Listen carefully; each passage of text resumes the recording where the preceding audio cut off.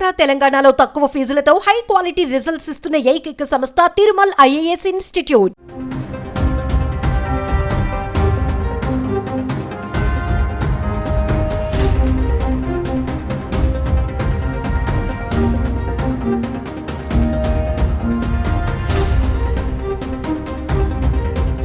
తిరుపతిలో తొక్కిసలాట ఘటన తీవ్ర విషాదాన్ని నింపడంతో పాటు రాష్ట్రంలో రాజకీయ దుమారానికి కూడా దారితీసిందని చెప్పుకోవచ్చు. విపక్షాలు ప్రభుత్వంపై దుమ్మెత్తిపోస్తున్నాయి.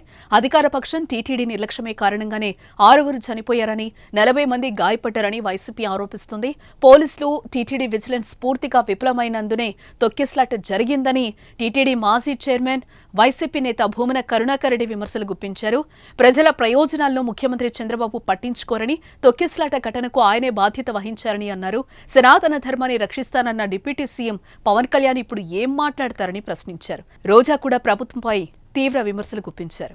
వారి దర్శనం చేసుకుందాము అనే ఆలోచనతో వచ్చినటువంటి భక్తులకు తిరుమల తిరుపతి దేవస్థాన నిర్వాహకం కారణంగా వాళ్ళు ఒక రోజు ముందే నేరుగా వైకుంఠానికే వాళ్లను సాగనంపినట్టుగా ఈ ప్రభుత్వం చేపట్టినటువంటి చర్య వలన జరిగింది.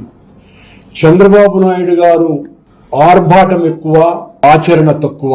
తెలంగాణలో ఒక సినిమా ఫ్యాన్ షోకి అల్లు అర్జున్ గారు వస్తే ఆయనకి సంబంధం లేకుండా తోపులాట జరిగినప్పుడు అక్కడ ఒక మహిళ చనిపోతే అల్లు అర్జున్ గారి మీద 105 బిఎన్ఎస్ పెట్టడం జరిగింది. మరి అలాంటప్పుడు ఇక్కడ ప్రతి సంవత్సరం లక్షలాది మంది వస్తారని తెలిసి వాళ్ళకి సేఫ్టీ కల్పించి వాళ్ళకి అన్ని సౌకర్యాలు అందించి వాళ్ళకి టికెట్లు ఇవ్వడానికి క్యూలో ఏర్పాట్లు చేయాల్సిన బాధ్యత ఉన్న చంద్రబాబు నాయుడు గారి నుంచి, టీటీడీ చైర్మన్, పాలక మండలి నుంచి కింద స్థాయి ఎస్పీ వరకు మరి అందరూ బాధ్యత వహించాలి కదా. కానీ ఈరోజు ఎంత దురదృష్టం అంటే ఇది పద్మావతి పార్క్లో 5 మంది చనిపోయిన ఆ ప్లేస్లో జరిగిన ఎఫ్ఐఆర్. దీంట్లో 105 పెట్టాల్సింది వీళ్ళు 194 బిఎన్ఎస్ఎస్ పెట్టారు. మరోవైపు మాజీ సీఎం జగన్మోహన్ రెడ్డి కీలక నిర్ణయం తీసుకున్నారు. తిరుపతి వెళ్లి బాధితులను పరామర్శించేందుకు సిద్దమయ్యారు. కాసేపట్లో ఆయన తిరుమలకు వెళ్లనున్నారు. తొక్కిసలాట్లో గాయపడి స్విమ్స్ ఆసుపత్రిలో చికిత్స పొందుతున్న వారిని పరామర్శిస్తారని ఆ పార్టీ నేతలు ప్రకటించారు. మరోవైపు అధికార పార్టీ నాయకులు కూడా ఇప్పటికే తిరుపతి చేరుకున్నారు. రుయా ఆసుపత్రి వద్ద మృతుల కుటుంబ సభ్యులను హోంమంత్రి అనిత, పార్థసారథి, అనగాని సత్యప్రసాద్, ఆనం రామనారాయణ రెడ్డి ఇప్పటికే పరామర్శించారు. క్షతగాత్రులను ప్రభుత్వం అన్ని విధాలుగా ఆదుకుంటుందని మంత్రులు వెల్లడించారు. గాయపడిన వారికి మెరుగైన వైద్య సేవలు అందజేస్తామని మంత్రులు తెలిపారు. చంద్రబాబు, పవన్ కూడా తిరుపతికి వెళ్లారు.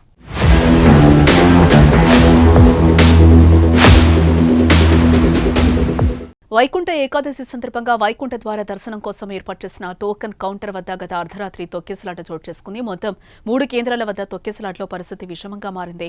మొత్తం 6 మృతి చెందారు. పలువురు గాయపడగా రియా స్విమ్స్ ఆసుపత్రిలో చికిత్స పొందుతున్నారు.